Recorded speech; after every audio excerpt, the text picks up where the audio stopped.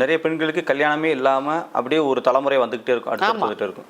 யாரோட ஜாதகத்திலேயாவது அந்த குடும்பத்தில் பிறந்தவங்க ஜாதகத்தில் புதன் அப்படிங்கிற கிரகம் தான் பெண்களை குறிக்குதுங்க.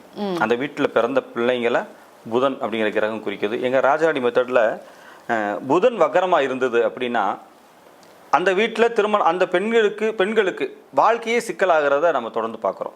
ஏதோ ஒரு காரணத்தில் கல்யாணம் அவங்களுக்கு ஆகாமல் இருக்குன்னு அவசியம் இல்லை, கல்யாணம் ஆனாலும் கூட ஏதோ ஒரு வாழ்க்கை ஏதோ ஒரு விதத்தில் அவங்க சிக்கலாகிட்டே இருக்கிறாங்க. ஒரு ஸ்ட்ரகிளான லைஃப் அவங்க வாழ்ந்துக்கிட்டே இருக்கிறாங்க. ஒன்று.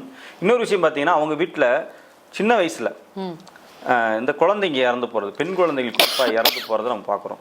மெயினாக வந்து தண்ணியில் அடிபடுறது அல்லது காரணமே இல்லாமல் ஜுரத்தால் இறந்து போயிடுறாங்க. நல்லா இருந்துச்சு, காய்ச்சல் தான் 2 நாள் தான் இருந்தது, 3ஆவது நாள் அந்த குழந்தை இறந்து போச்சு அப்படின்னு சொல்லுவாங்க. இந்த குழந்தைகளை இறந்து போனாங்க அப்படின்னா கிராமங்களையும் சரியாக இதுக்கு முன்னாடி ஜென்ரேஷன் வரைக்கும் அவங்க தோட்டத்துலேயே அவங்க வீட்டிலேயே வந்து புதைச்சிருவாங்க.